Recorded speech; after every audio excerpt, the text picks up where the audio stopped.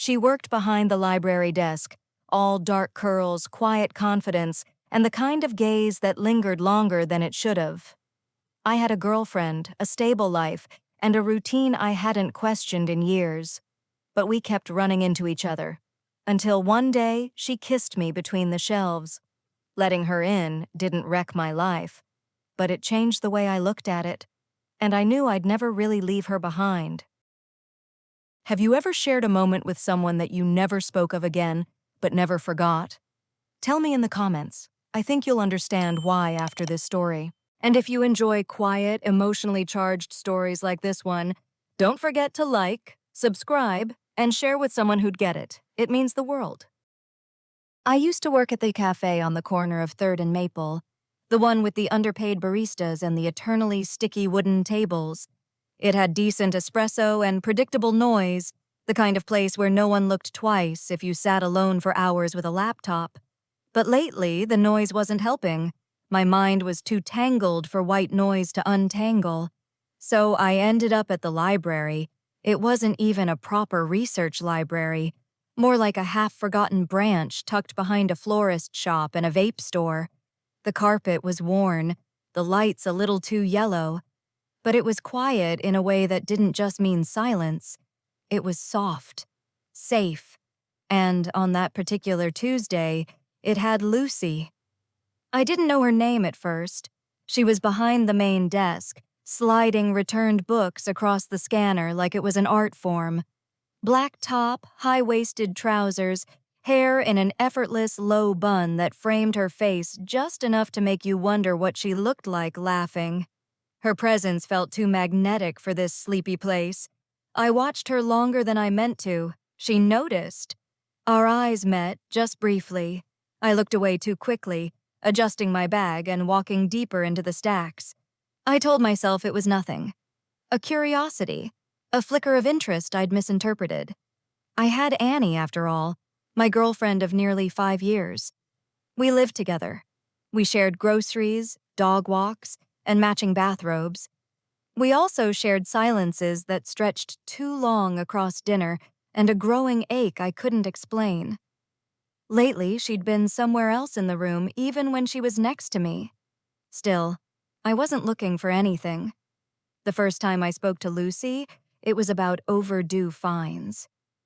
"My card's probably expired," I said, pulling it from my wallet like it was a get-out-of-jail-free card I didn't believe in.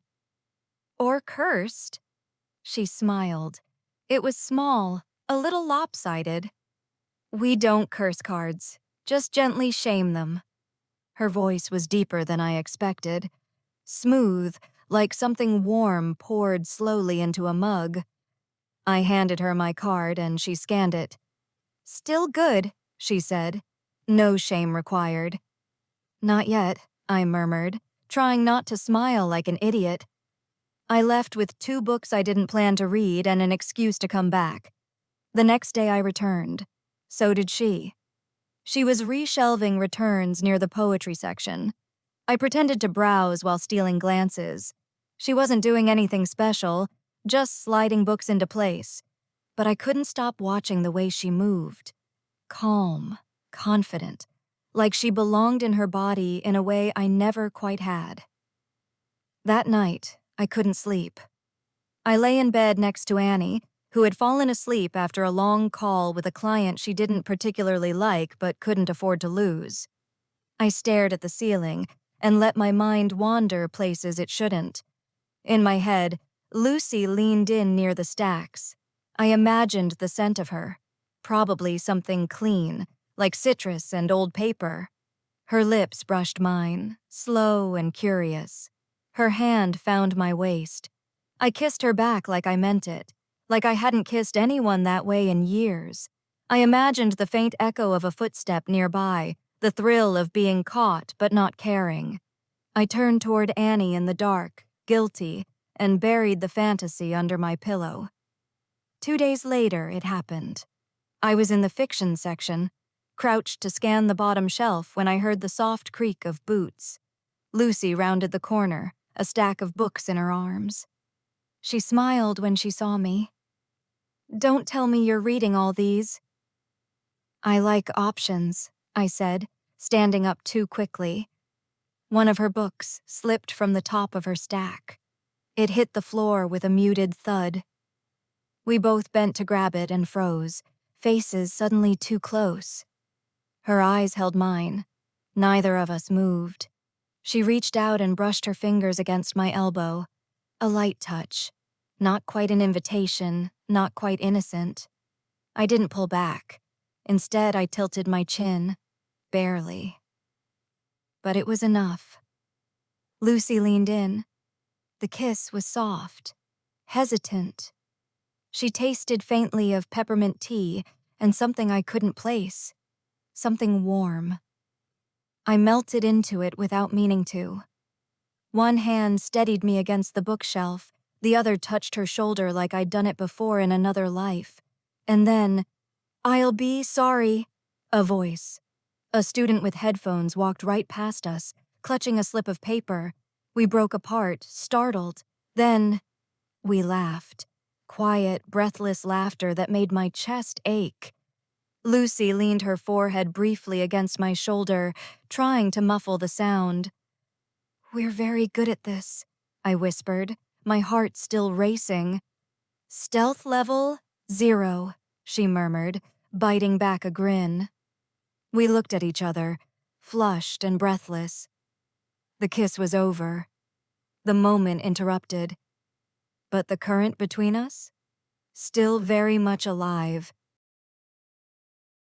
I left shortly after, pretending I needed to get back to work. Lucy didn't stop me. She just said, "See you around?" with that knowing softness that clung to me the whole walk home. I didn't tell Annie where I'd been that afternoon. I didn't lie. I just didn't offer. That night, I opened one of the books I'd checked out and tried to focus, but the pages blurred. All I could think about was Lucy's mouth on mine, the way her touch made something inside me stretch awake. I hadn't planned any of it, but part of me already knew I'd be back. The next time I saw her, I didn't mean to. I told myself I was only stopping by to return a book I hadn't read. Just a quick visit, just being polite. But I lingered. At the return slot, near the front desk, then slowly meandered toward fiction like I was looking for something I'd lost. Lucy was rearranging a table display, a stack of poetry anthologies and one hardback with a fox on the cover. Her sleeves were rolled up. A thin silver ring glinted on her index finger as she adjusted the spines. She didn't look up right away, but when she did, her smile was slow, measured. "You came back," she said. I owed the library an overdue apology. She tilted her head. "And does the apology involve browsing or hiding?" "Maybe both." Lucy laughed quietly. "Good. Hiding's encouraged. I'll pretend I didn't see you." And then she did just that, went back to sorting books, leaving me alone with the warmth that had bloomed across my chest. She wasn't trying to corner me. There was no game, just presence, awareness. I spent the next hour not reading anything. Instead, I drifted, mostly between shelves, mostly where I could hear the soft rhythm of her movement nearby. I told myself I was wasting time, but I wasn't. I was falling into something. When I finally approached the front desk, she glanced up and said, "I've got something you might like. Come with me." My heart jumped. "Now?" She nodded. "It's a new arrival, not shelved yet." I followed her down the hall, past the map of the building, toward the staff-only door. She held it open without looking back. Inside, the room was small and lined with wire carts full of returns. It smelled like paper and lemon cleaner. The fluorescent light buzzed faintly. She reached to one of the carts and pulled out a thin, dog-eared poetry collection, Rainer Maria Rilke. "This one's well-loved," she said, brushing the cover with her thumb. "But the good ones usually are." I took it. Our fingers touched. I looked up. Lucy stepped closer. "I thought about our last Encounter, she said quietly. Me too, I said. Her eyes searched mine. Did you regret it? I shook my head before the question even finished. Then there was no more space between us. This kiss wasn't hesitant. It was deliberate, deeper. Her mouth found mine with slow certainty. My back pressed gently against the edge of the desk as her hand slid to my waist. My breath hitched when her fingers slipped under the hem of my shirt, just enough to touch skin. The contact was warm, electric, intimate in the quietest way. Her kiss tasted like something I hadn't had in years. Focus, hunger, reverence. I kissed her back hard, my hands finding her jaw, her shoulder, her hair. She moaned softly against my mouth, and I nearly lost my footing. She steadied me, pressing her body against mine like she'd done it 100 times before, like I'd asked her to without words. My sweater rose slightly, her palm against my hip. My fingertips curled into the fabric of her shirt. We didn't speak. We didn't need to. Only when we both pulled away, gasping, did I realize I was trembling. Lucy rested her forehead against mine. Okay, she whispered, a little breathless. I wasn't imagining that. I smiled faintly. Good. I was starting to think I'd invented you. She kissed me again. Just once, softer. Then slowly stepped back, running a hand through her hair like she needed to ground herself. From the desk drawer, she pulled a small yellow post-it and scribbled something on it. This is for when you know what you want, she said, folding it and placing it in my hand. I looked down. It said Lucy, followed by a number and a tiny, hand-drawn heart. I held the note like it might burn. I have someone, I said. Lucy didn't flinch. I figured. She said it with a kind of peace that made my chest ache. Not passive, just honest. I'm not asking you to do anything, she added. I just didn't want to leave this all unfinished. I nodded, unable to find anything smart or reasonable to say. I tucked the note into my purse without looking at it again. That night, Annie and I sat on the couch, watching a movie we weren't really watching. Her legs were tucked under her, a blanket around her shoulders. She laughed at something on the screen. I tried to laugh too.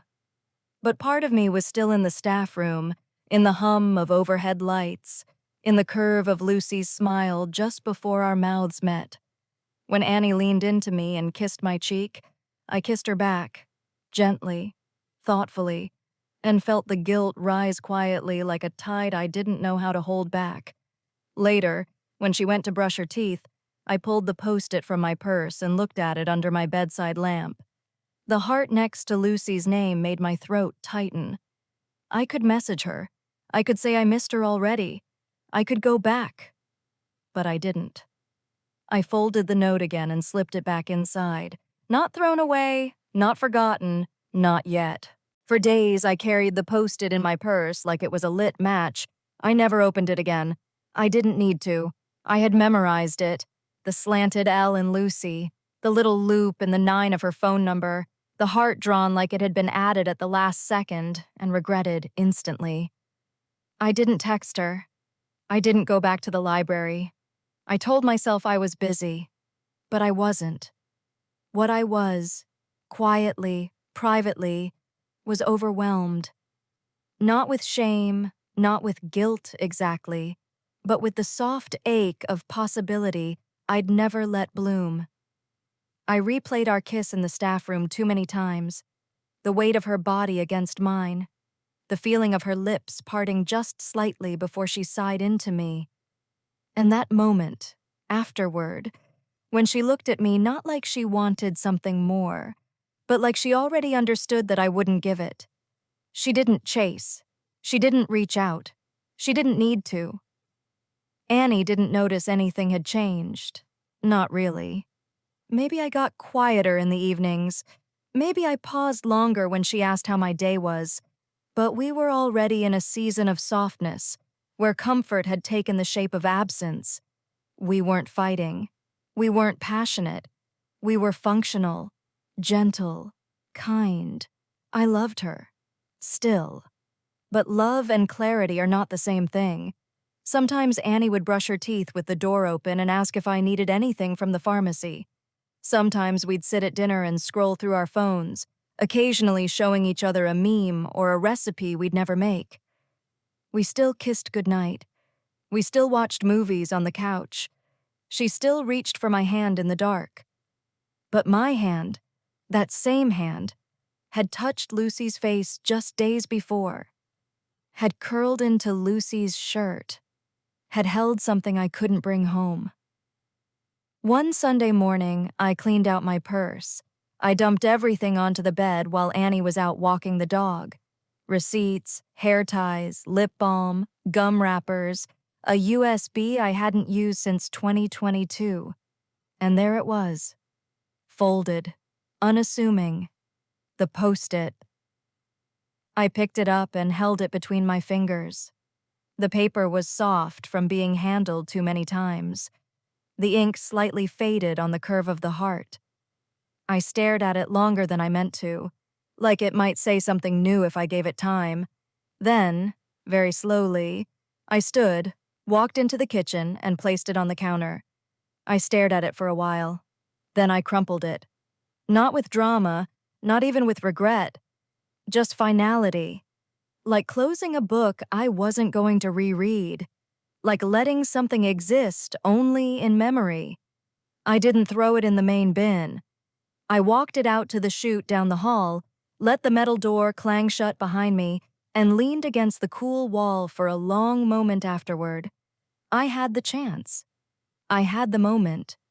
And I chose to let it end. A week passed. Then 2. I didn't go back to the library.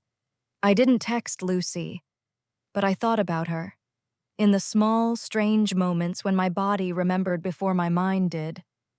Like when I was stretching one morning and felt a hand that wasn't there guide my hip. Or when I passed a woman on the train with peppermint tea on her breath and a silver ring on her finger. And sometimes when Annie was asleep beside me, breathing soft and even, I'd turn toward the window and think about Lucy's hand slipping under my sweater. The hesitation, the intensity, the warmth. Not because I wanted to do it again, but because it had happened, and it had meant something. One evening, I passed the library by accident. I was walking home from a client meeting and took a shortcut without thinking. The building's lights were still on, a glow through tall windows. A poster about summer reading programs fluttered against the glass. I slowed my steps, but didn't stop. I didn't know if she was inside. I didn't want to find out. Somewhere in there, she was probably checking in returns, lifting a hand in greeting to the regulars. Maybe she was shelving new arrivals. Maybe she was showing someone else a well-loved book and brushing their fingers on accident. Or on purpose. The thought surprised me.